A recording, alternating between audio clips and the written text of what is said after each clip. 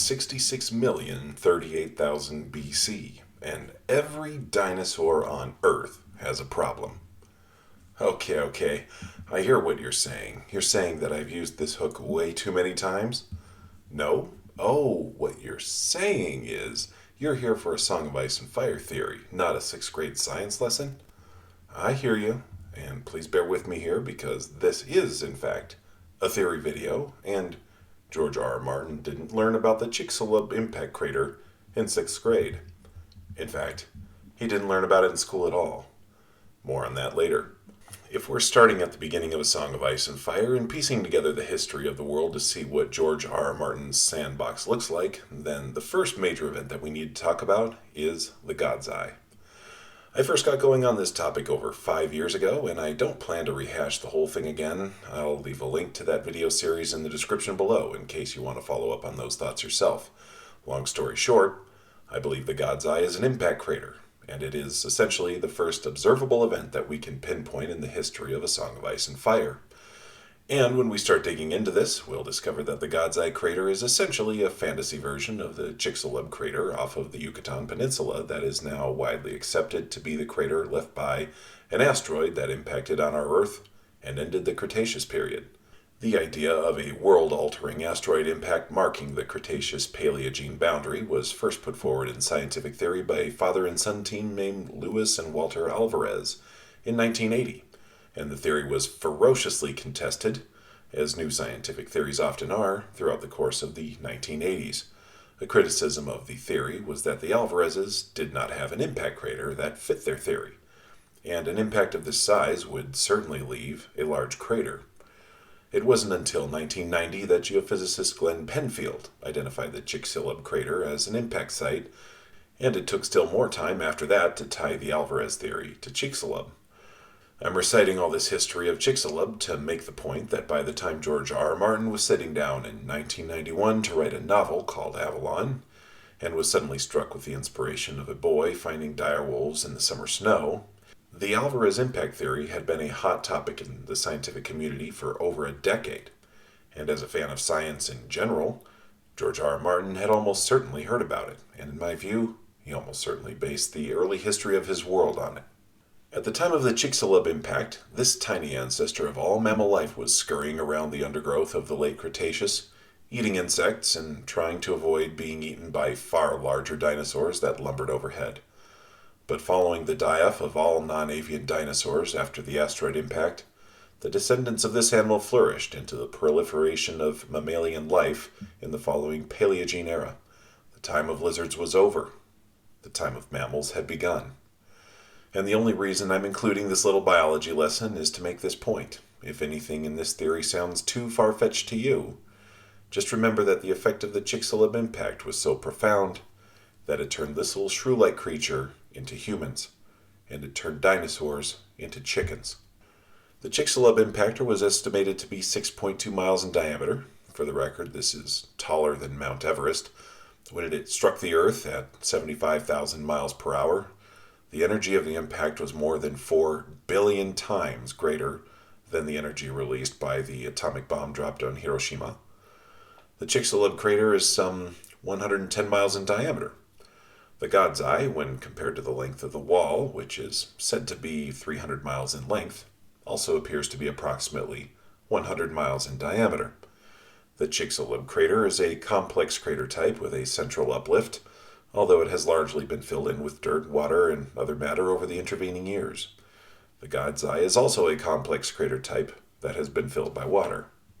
But the Chicxulub asteroid left other clues beyond just where it impacted. Throughout nearly the entirety of the world, if geologists dig down to layers of soil dating from this time period, they find chemical indications of the impact in the soil.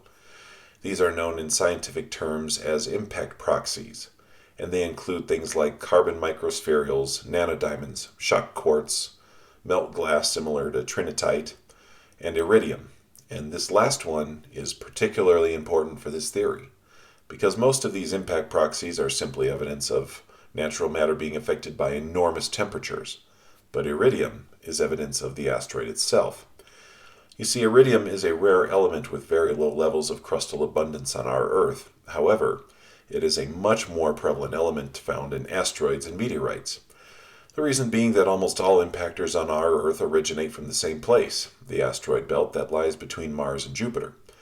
And the matter comprising those asteroids has a higher iridium content than the crust of our Earth. So the combination of these various impact proxies makes a strong case that what happened 66 million years ago was an impact of a large asteroid, and that the force of the impact ejected dust that contained impact proxies into the atmosphere, where it spread all around the world, leaving telltale signs in the soil for us to find millions of years later. I theorize that the asteroid that impacted at the God's Eye also had significant metallic content. I don't believe it was iridium, however. I do have theories on what it might be. But for now I'm saving this for a rainy day. It's something I would really like to look for in Winds of Winter, and there is one POV character who happens to be particularly close to finding out what it might be if my theory is correct. For the time being, I do believe that the metal is very strong, and likely as pale as moon glass when polished, but it could also appear as black if unpolished. I believe Jojen Reed refers to it as the truth that lies beneath the world. For the sake of simplification, from here on out, I'll refer to it as Particle X. Similar to the Chicxulub impact on our Earth, the God's Eye impact would have had world-altering events, and would have spread impact proxies throughout the various continents, and would be relatively prevalent at the God's Eye. And again, similar to how impact markers, including iridium, were spread around the world as well as being found at the impact crater, I theorize that the impact at the God's Eye spread a layer of particle X around the world of ice and fire, but that it is also relatively prevalent at the God's Eye. And just like the impact on our Earth caused life to evolve and change and mark the end of one era and the beginning of another, so too the impact at the God's Eye caused life on Planetos to change as well. In fact, I would go so far as to say that the God's Eye impactor has accelerated the rate of evolution on Planetos. Again, without more information, it is hard to be specific, and there are multiple variables that have to be taken into consideration. But generally speaking, the rate of evolution on our Earth seems to happen at a slower pace than evolution on Planetos, at least in my observation. If any of you have had similar thoughts, please drop a comment in this video, as I'm still mulling over this concept and I am curious to hear what you all think. Since the world of ice and fire doesn't have characters with modern levels of understanding of archaeology, geology, or biology, we really can't be more specific about the timeline of the events we're discussing here, so I can really only say that the first major event in the historical timeline happened when the impact took place. And most likely, it took many millennia for the next major event to take place, and that event was the evolution of the first Weirwood on the Isle of Faces. It doesn't seem like a large leap to claim that the Isle of Faces is the first place where a Weirwood evolved, since to our knowledge, this is certainly the place where Weirwoods are most prevalent. And additionally, if my personal theory about Particle X is correct and the impact site at the God's Eye is the location where Particle X is most prevalent, then it is even further corroboration that a Weirwood first evolved on the Isle of Faces. And the third major event in the history of the world would have taken place when the first men developed sufficient seafaring capability to reach the Isle of Faces and find the first Weirwood tree. This is something that is surprisingly difficult to date reliably if we take the known map of Westeros as approximately accurate, and take the God's Eye to be roughly 100 miles in diameter, then the Isle of Faces would be approximately 30 miles in diameter, which would also be approximately 30 miles offshore from the mainland of Westeros. 30 miles might not seem like a large distance to you or me, but for primitive seafaring, this is a significant distance to travel. The natural horizon to an observer at sea level is only about 3 miles away. So the Isle of Faces would be impossible to navigate to by sight, and would have required seafaring capability to reach. Estimates of the development of seafaring in our world have varied significantly over our history. Formerly, historians looked at settlement of places like Polynesia to develop estimates of this technology and concluded that it probably developed sometime around 3000 BC. More recently, with the examination of fossil records, we've been able to place humans in places like Australia as early as 65,000 BC. A few years ago, articles began being published suggesting sea travel far earlier than this. However, Most of this research is more recent than when George R. R. Martin began writing A Song of Ice and Fire in 1991. So it's anyone's guess how far back in the history of ice and fire it took for the first men to reach the God's Eye. George R. R. Martin probably doesn't have a date for it. It just happened whenever he wanted it to. And probably not too long after that, these first men would have discovered the first weirwood tree, and very likely discovered that there was something different about this tree. And I'm certain that it wasn't just that the tree was white or the leaves looked different. It would have been something significant enough that they decided to form what sociologists would call a religion around it, or what biologists might call a symbiotic relationship with it.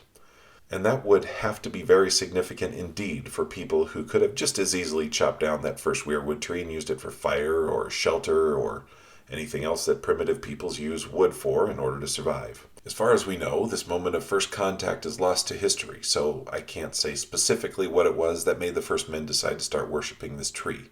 If I had to guess, I would guess that the tree exhibited some kind of telepathy with the human that it first came into contact with, either dreams or some kind of other nonverbal communication that made these men realize this was no ordinary tree, and in fact, to their minds, it was some kind of god. This in turn formed a kind of religion around the worship of the tree, and over time, it evolved further into a biological symbiosis. And that is an important word to unpack, because in order to have a symbiosis, both parties have to benefit. Now, we've already discussed the benefit of weirwoods in prior episodes. The individual consciousnesses who enter the weirwoods become part of a collective. They experience peace, love, harmony, and in theory, immortality as well. These are all lots of positive things that most individuals want.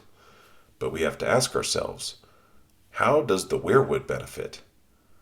Obviously, the first weirwood had to have existed already in order for the first men to form a symbiosis with it. So it didn't need humans in order to survive on its own. Since this theory is running long already, I'm going to just come out and say it. I think the benefit that weirwoods derive from its worshippers is propagation. We have many examples of trees in our world that are not true to seed. That is, you can't plant the seed and grow a tree that produces fruit like its ancestors. Apple trees are a classic example of this. You can't take an apple seed from an apple that you like and plant it and expect that seed to produce fruit that you like just as much. The chances of apple seeds producing a tree bearing good fruit is something like 1 in 10,000. You're really playing the lottery with these things. But this is even more complicated with weirwood, since we don't have any description of weirwood seeds or weirwood fruit at all. They're apparently seedless. This makes them more similar to navel orange trees from our world. We like navel oranges because they don't have any seeds that interfere with our enjoyment of the fruit. However, since the fruit is seedless, the tree can't naturally propagate on its own. That is why, in the case of both apples and oranges, we rely on grafting in order to propagate the fruits that we want to grow. Grafting is a process whereby a branch that bears good fruit is removed from its tree and spliced onto the trunk of a completely different tree. Once the branch heals in place, the new trunk provides nutrients to the branch, allowing it to continue producing fruit.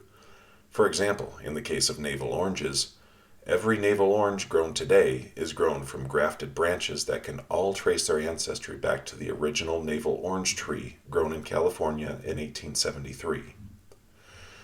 And in the same way, since the weirwoods are seedless, they require grafting as well. But this is George R. R. Martin, and this is A Song of Ice and Fire. Weirwoods aren't grafted to other trees. Oh no. These are the old gods, and the old gods require blood. From the observable evidence I can see, I think that weirwood branches are grafted onto a living being, and then that being undergoes a process of slowly becoming a new weirwood tree, allowing the species to propagate. This ties together several clues left in the story: the faces on the weirwoods, the lack of seeds or even young saplings growing beneath older trees, the whole concept of the green men. Their skin probably does turn green from this process, and they probably do appear to have horns or antlers from the branches that have been grafted to their bodies. And finally, we have the quote from Leaf in the Cave of the Three-Eyed Crow, who gives Bran paste, saying that it is made from the seeds of weirwoods, when in fact, we know what's in the paste. It's Jojen reed, meaning that Jojen was, or could have been, a weirwood seed. Piecing all these things together, we can see how a cult of weirwood worship sprang up and likely flourished in the prehistory of Westeros. It could even be that the modern green men spoken of in Westeros do in fact wear antlers or horns as an homage to individuals who offered up their bodies as weirwood seeds in order to propagate the holy species, and are very likely considered sacred. But wait a minute, I can hear you say. This theory may be all well and good, but you keep saying the first men. The first men didn't reach Westeros until pretty recently. They're part of the known history. And there were already weirwoods there, and everything you're talking about would have happened long before they got there. And I agree, these events all happened long before the people who maesters call the first men arrived in Westeros. But I believe that the people who arrived first in Westeros and who first discovered the weirwoods were also humans, or what we today would call hominids. And we're going to talk about them more in Part 9. Since this theory has largely been about meteor impacts and such, I would be remiss if I didn't mention Lucifer means Lightbringer. When I made my first theory video on the God's Eye 5 years ago, fans quickly pointed me to LML, who I believe at the time had been posting theories on Reddit. He's since started a YouTube channel, David Lightbringer, where he's been putting out content at a prodigious rate. He covers astronomy and A Song of Ice and Fire pretty extensively, as well as weirwoods and a lot of other great topics. If you've been living under a rock and haven't heard of him yet, I really can't recommend him enough. I'll leave a link to his channel in the description below. Thank you all for listening. We'll see you next time.